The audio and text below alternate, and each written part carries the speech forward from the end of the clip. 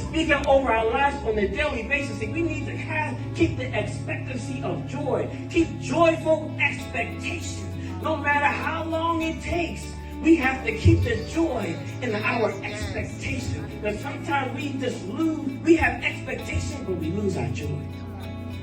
Because it's taking a little bit too long. So we like, God, what's going on? I heard your word. I ain't seen the manifestations of it yet. So all of a sudden, our expectations of joy turn to bitterness. It turns to anger. All of a sudden, we have an attitude with God. And we still want him to give us our breakthrough with our expectation of attitude. Like, God, what you doing? What's going on with you? You need to fix this. You need to keep your promise to me. And God said, who are you talking to? Come on. Do you forget who I am? We disrespect from my own children. So I'm definitely not going to receive that from you. He's not going to receive that from us. So we need to keep that joyful expectation. See, our focus need to be not what God hasn't done, but what he's presently doing. So what is God presently doing? Because we just go down that checklist of all the things that God is presently doing, we'll realize we really have nothing to complain about. We still have the ability to stand. Thank you, God. We can still see. We can still walk around our own.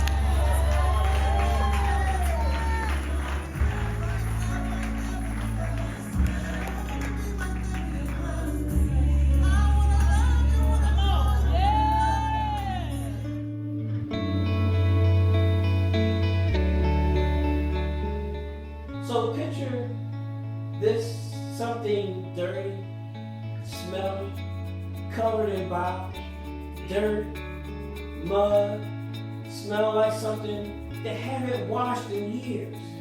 Smell like they never brushed their teeth.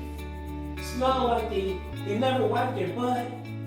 Smell like water never touched them. Smell like they bathed in sewage water. And now this thing wants to have its way with you. Not just physical, but spiritual. It wants to get all its residue all over you, all over your spirit, so you can carry the stench somewhere, everywhere you go.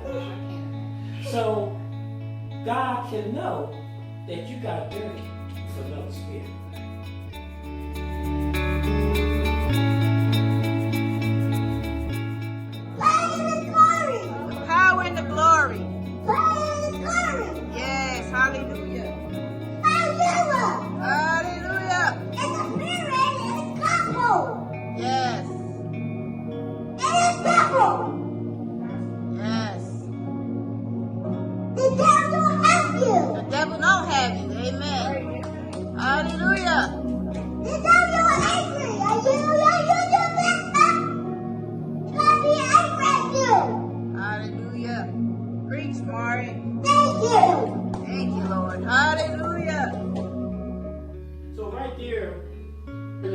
Saying that just as this Lord sent this unforgiving servant to his tormentors, he's saying, so will my Father do to you if you do not forgive your brother for their trespasses.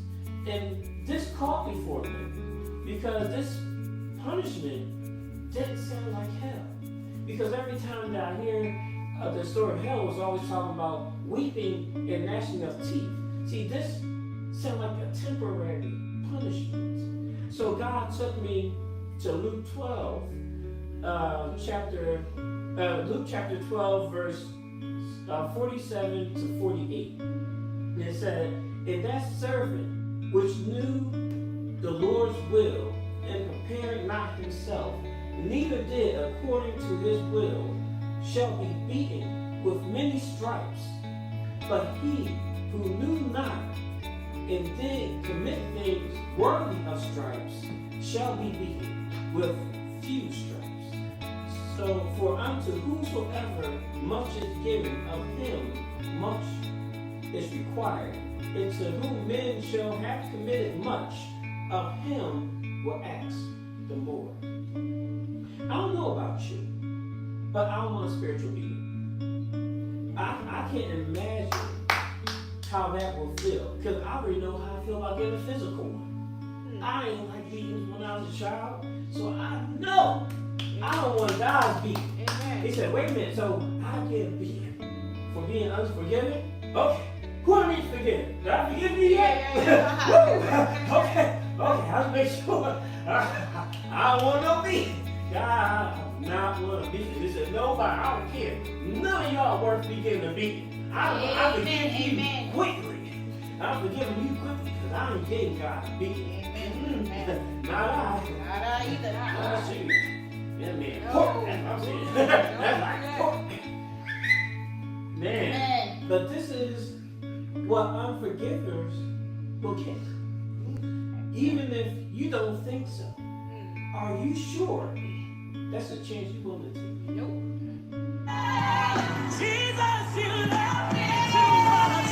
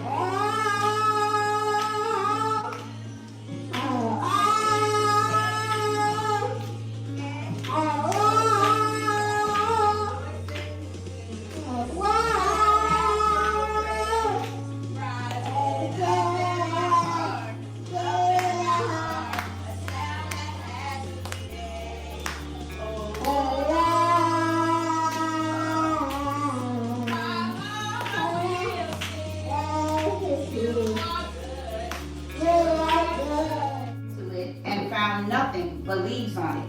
And he said to it, never again will fruit come from you. And at once the fig tree withered.